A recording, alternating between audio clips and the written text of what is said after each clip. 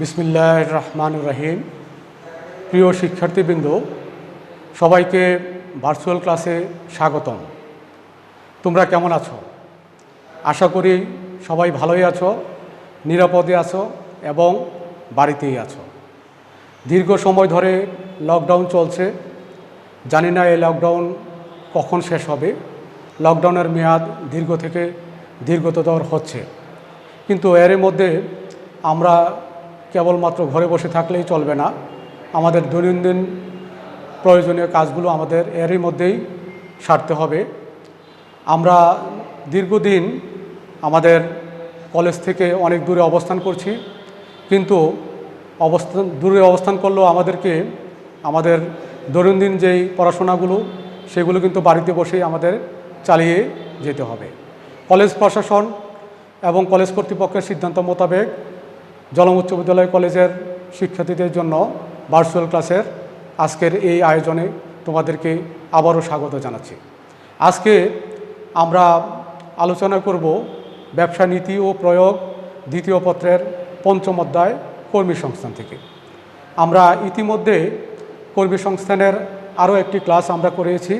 সেখানে আমরা কর্মী সংগ্রহ এবং কর্মী নির্বাচন এবং কর্মী সংগ্রহের মধ্যে পার্থক্য এবং কর্মী সংগ্রহের উৎসসমূহ আমরা আলোচনা করেছি। আজকের আলোচনার বিষয় আমাদের পঞ্চম অধ্যায় কর্মী সংস্থান এবং কর্মী সংস্থানের পদোন্নতির ভিত্তিসমূহ। প্রিয় শিক্ষার্থীবৃন্দ, পদোন্নতির ভিত্তিসমূহের ভিতরে আমরা প্রথমেই বলবো যে পদোন্নতি কাকে বলে।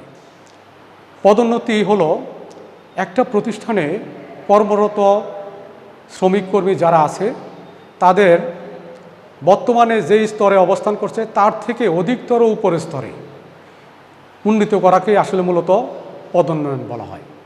পদোন্নতির বিপরীত হলো পদবনতি, অর্থাৎ বর্তমানে যে পদে অবস্থান করছে তার থেকে যদি অপেক্ষাকৃত নিচু স্তরে তাকে যদি অবনতি দেওয়া হয় অথবা নিচু স্তরে নামিয়ে দেওয়া হয় তাকে বলা হয় পদবনতি। তাহলে তোমরা বুঝতেই পারছো পদোন্নতি কি। পদোন্নতি হলো বর্তমানে সে যেই পদে অবস্থিত আছে বা অধিষ্ঠিত আছে তার থেকে উচ্চতর তরে যদি তাকে অধিকতর প্রমোশন দিয়ে যদি তাকে নিযুক্ত করা হয় তখন তাকে পদোন্নতি বলে। তা আজকের গুরুত্বপূর্ণ টপিকস হলো পদোন্নতির ভিত্তিসমূহ। তা আমরা পদোন্নতির ভিত্তিসমূহ আলোচনা করব। তোমরা বোর্ডে দেখছো যে পদোন্নতির ক্ষেত্রে তিনটি ভিত্তি আছে। প্রথম ভিত্তিটি হলো জ্যেষ্ঠতার ভিত্তিতে পদোন্নতি, promotion on the basis of seniority. সাধারণত প্রতিষ্ঠানের কর্মরত ব্যক্তিবর্গের কর্মের মোট মেয়াদকাল, বর্তমান পদে মোট চাকরিকাল, প্রতিষ্ঠানের স্থায়ী পদ ও অস্থায়ী পদ ইত্যাদি বিভিন্ন পদে মোট চাকরির মেয়াদকাল ইত্যাদি বিবেচনা করে পদোন্নতি দেওয়া হলে তাকে জ্যেষ্ঠত্বের ভিত্তিতে পদোন্নতি বলে। জ্যেষ্ঠত্বের ভিত্তিতে পদোন্নতি দেওয়া সহজ, এতে ভুল বোঝাবুঝির সম্ভাবনা কম থাকে। জ্যেষ্ঠ পুরনো কর্মীরা এতে স্বাচ্ছন্দ্য বোধ করে। এই পদ্ধতিতে বেশ অসুবিধা হলো যোগ্য ও দক্ষ কর্মীরা কাজে উৎসাহ হারায়। তারা জানে যত ভালো কাজ করুক তার জ্যেষ্ঠ সহকর্মীর পূর্বে তার পদোন্নতি হওয়ার সুযোগ নেই।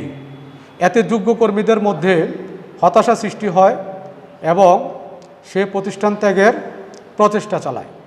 অর্থাৎ এতে করে শ্রম গুণমানতার সৃষ্টি হয়। তাহলে আমরা আলোচনা করলাম জ্যেষ্ঠত্বের ভিত্তিতে পদোন্নয়ন। এখানে জ্যেষ্ঠত্বের ভিত্তিতে পদোন্নয়নটা আসলে কী জিনিস, সেটা হলো যে অর্থাৎ চাকুরিতে যিনি প্রথম প্রবেশ করেন অথবা চাকুরির মেয়াদকালে যিনি সিনিয়র তিনি আসলে মূলত প্রমোশন পাবেন। তাহলে এইবার আলোচনার বিষয় হলো যোগ্যতা ও মেধাভিত্তিক পদোন্নয়ন, যেটাকে বলা হয় promotion on the basis of merit. মেধাভিত্তিক পদোন্নয়ন প্রতিষ্ঠানে কর্মরত ব্যক্তির শিক্ষাগত যোগ্যতা, কর্মনৈপুণ্য, কাজের প্রতি আগ্রহ, দক্ষতা, অভিজ্ঞতা, প্রশিক্ষণ, গবেষণা, কোনো বিষয়ে বিশেষজ্ঞতা, বিশ্বস্ততা, কর্মীর সম্পর্কে সংরক্ষিত ব্যক্তিগত গোপনীয় রিপোর্ট, প্রতিষ্ঠানে চাকুরিতে স্থায়িত্বের ধরন, ইত্যাদি বিবেচনা করে যখন পদোন্নতি দেওয়া হয় তাকে মেধাভিত্তিক পদোন্নতি বলে। এই পদ্ধতিতে তুলনামূলকভাবে জটিল হলেও যোগ্যতা ও দক্ষতা সম্পন্ন কর্মীরা উৎসাহিত হয় এবং কার্য সম্পাদনে সকল মনোযোগী হয়। তবে যোগ্যতার বলে কনিষ্ঠরা যদি পদোন্নতি পেয়ে যায় তাহলে তাদের অধীনস্থ বয়োজ্যেষ্ঠদের মধ্যে হতাশা তৈরি হয় এবং তারা কর্মস্পৃহা হারায়। এই পদোন্নতির ভিত্তির এই টপিকটা তোমাদের জন্য কিন্তু খুবই গুরুত্বপূর্ণ এই অর্থে এখানে সৃজনশীল এবং এমসিকিউ দুই ধরনের প্রশ্নই থাকে। এখন এবারের আলোচনার বিষয় হলো আমাদের জ্যেষ্ঠত্ব ও যোগ্যতা ভিত্তিক পদোন্নতি, promotion on the basis of seniority and merit. মেধা ও যোগ্যতার ভিত্তিতে পদোন্নতি, promotion on the basis of seniority and merit. পদোন্নতি প্রদানের ক্ষেত্রে কর্মীর মেধা ও জ্যেষ্ঠতা উভয়ই যখন বিবেচনা করা হয় তখন তাকে মেধা ও যোগ্যতার ভিত্তিতে পদোন্নতি বলে। এতে কর্মীগণ যেমন সন্তুষ্টি হয় তেমন প্রতিষ্ঠান ও উপকৃত হয়। প্রতিষ্ঠানের প্রতি কর্মীদের আনুগত্য বৃদ্ধি পায়। এ বিবেচনায় পদোন্নতি হলে প্রতিষ্ঠানে কারো কোনো রকম ক্ষোভ বা মনোকষ্ট থাকে না। এতে বয়োজ্যেষ্ঠ পুরাতন কর্মীদের যেমন ধরে রাখা যায়, যোগ্যতা সম্পন্ন নতুন কর্মীরাও সন্তুষ্টি থাকে। প্রিয় শিক্ষার্থীবৃন্দ, এতক্ষণ আমরা আলোচনা করলাম যে পদোন্নতির ভিত্তিসমূহ। আমরা বলেছি পদোন্নতির তিনটা ভিত্তি। প্রথম ভিত্তি হলো জ্যেষ্ঠত্বের ভিত্তিতে পদোন্নয়ন, দ্বিতীয়টা হলো যোগ্যতা ও মেধাভিত্তিক পদোন্নয়ন, তৃতীয় হলো জ্যেষ্ঠত্ব ও যোগ্যতা ভিত্তিক পদোন্নয়ন। এই অধ্যায়ের এই প্রশ্নটা কিন্তু তোমাদের জন্য অত্যন্ত গুরুত্বপূর্ণ, কারণ এই প্রশ্ন থেকেই আসলে মূলত সিকিউ এবং এমসিকিউ দু ধরনের প্রশ্নই থাকে।